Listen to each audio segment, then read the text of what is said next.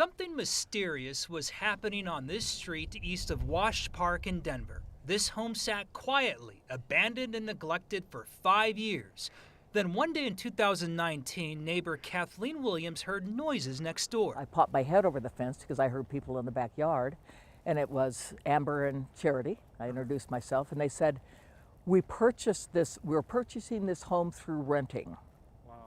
So I knew there was something up. Those women, Amber Zamora and Charity Krantz, are now accused of stealing the home with this bogus deed containing forged signatures of the homeowner and notary. The alleged fake quitclaim deed says Amber and Charity got the house for $10 from the original owner. The two women then sold the home to a company called CLM Holdings.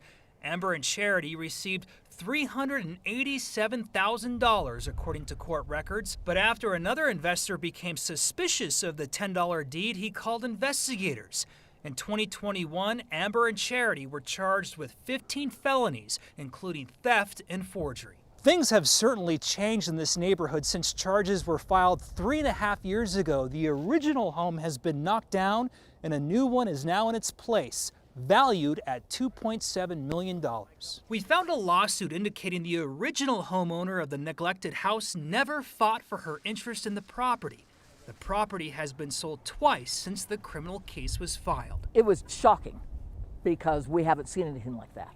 And there were all sorts of things going on with the people, Charity and Amber. I mean, people were coming in at all hours of the night. We suspected all sorts of things without actually really knowing.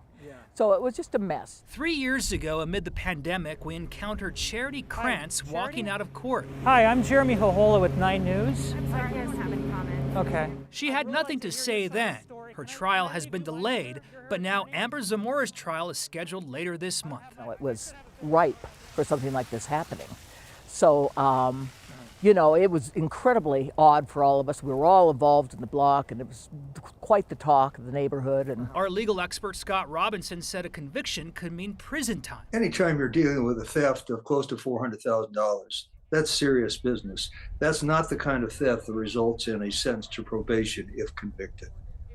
Now, we tried finding the original homeowner. Even police had a hard time finding her a few years ago. We haven't been able to reach her, but we've been told she will be a witness in the upcoming criminal case. And so why did this case take so long? We can see that Amber and Charity have gone through multiple attorneys, a lot of delays in the case because of that, and the sheer amount of evidence involved. A lot of discovery, Tom. Back to you. Yeah, and is it also a matter of just trying to wear people out? Because sometimes people want to just drag you around and around in court just to see if you'll give up. Potentially, that could be a tactic. We'll see what happens, though, with this trial scheduled on January 27th. It could be delayed again. We'll see. You know, you'll follow it. You followed it this far. Thanks, Jeremy.